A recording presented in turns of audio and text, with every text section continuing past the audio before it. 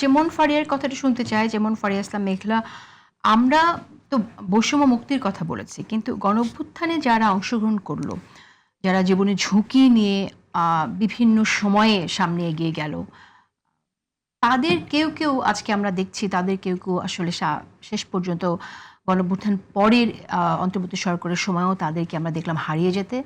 আবার অনেককে দেখলাম যে তারা যেন এমন যে তারা তাদের জায়গাটা খুব ভালো করে তৈরি করতে পারলেন। এই ঘটনাটি কিভাবে ঘটলো? কেউ কেন হারিয়ে গেলেন? দেখেন, একদম যদি জুলাইয়ের কথাগুলো বলি, ৪ জুলাই এরকম ঘটনা ঘটেছিল, ২০২৪-এর গল্প বলছি।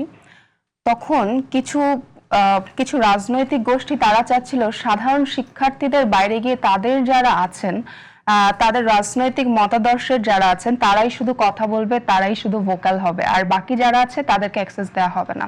এটা কিন্তু ৪ জুলাই থেকেই ঘটনাগুলো ঘটে এসেছে।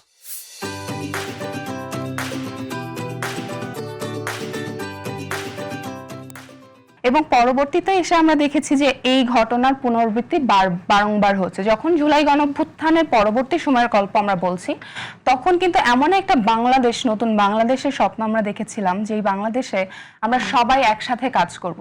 কিন্তু আমাদের সবার আফসোসের জায়গা একটাই থেকে গেল, শুধু ছেলেদের কথা বলবো না, মেয়েদের ক্ষেত্রেও কিন্তু মেয়েদেরকে একটা ভ্যানগার্ড হিসেবে দেখা হলো এবং পরবর্তীতে কিন্তু সবাই হারিয়ে গেল।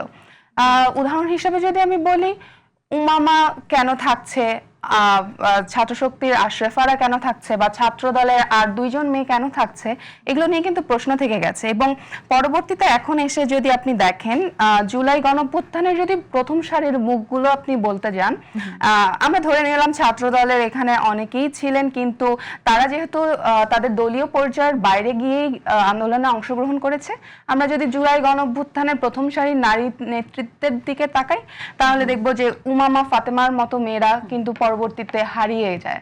আশরাফার মতো মেয়েরা এনসিপি থেকে কিন্তু পদত্যাগ করে, এবং ছেলেদের ক্ষেত্রেও কিন্তু একই রকম ঘটনাগুলো ঘটে। তো আমরা যখন এনসিপি বলতেই শুধুমাত্র নেতৃত্ব বুঝছি যারা হলো তরুণ নেতৃত্বের কথা, কিন্তু তরুণ নেতৃত্বের জায়গায় গিয়ে দেখলাম ওই আগের যেই ফ্যাসিস্ট আমলের যে বিষয়গুলো ছিল, সেই বিষয়গুলোর কিন্তু আবার পুনরাবৃত্তি হচ্ছে।